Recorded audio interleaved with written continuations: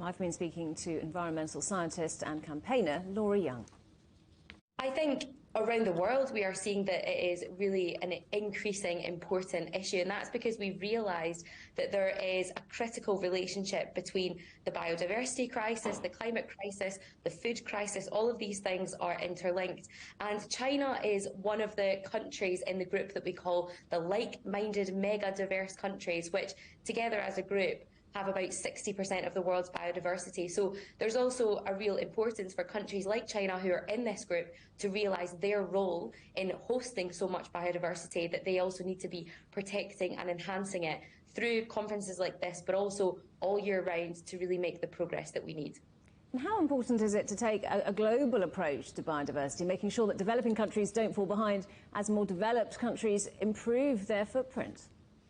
So important, and this is why we need support from the academic community. We need the finance markets to be able to give money to those countries that have amazing biodiversity but need to protect it. And we do need to remember that this is a global problem. But while it's a global problem, we also need to see that the solutions are going to come from the ground up, from local community projects. So we need to ensure that any finance that is pledged or any support or resources, that is also given in a clear way, that we understand how that's going to get to the places that need it. And particularly going back to those groups that were in that like-minded mega diverse group, the countries that do host the most biodiversity should absolutely be prioritised for the protection efforts that we are having. You mentioned finance there. It took so much wrangling to get countries to commit funding at COP25, and that's just a commitment rather than actual money being spent. This is an issue that needs money now.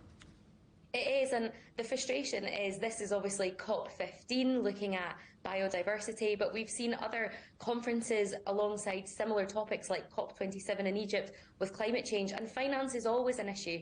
It's great to be able to pledge money, but until that money is actually passed over and spent, it's not really good enough. And one of the things that we are going to be looking for during COP15, the final few days and this last week, is really what is the mechanism for this finance to be spent.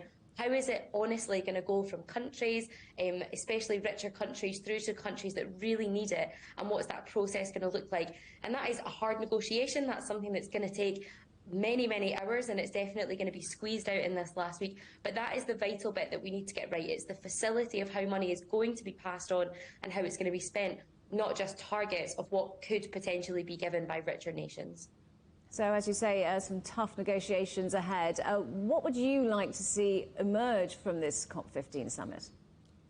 I think clarity is the biggest thing that we need. We've seen many targets which are ambitious and also really important, but we need to see the clarity of how we're going to meet them. We need that clarity to be on a country-by-country basis, but we also need that clarity to come globally, to know who is going to be funding this, who is going to take the majority of the work, and what is that going to look like. And also just, personally, I think we really need to get terminologies right. It's amazing that, we're talking about things like finance and nature-based solutions, but we need to make sure that there's an agreement around the world on what we mean when we say these different terms. And I think that's the clarity that needs to come out. We, of course, want an agreement that all countries can sign up to, and particularly those countries who have got a bigger role to play, whether it's financially or through biodiversity protection, for them to really step up and see that this is a big role that they need to play, an important one, and that they commit to that.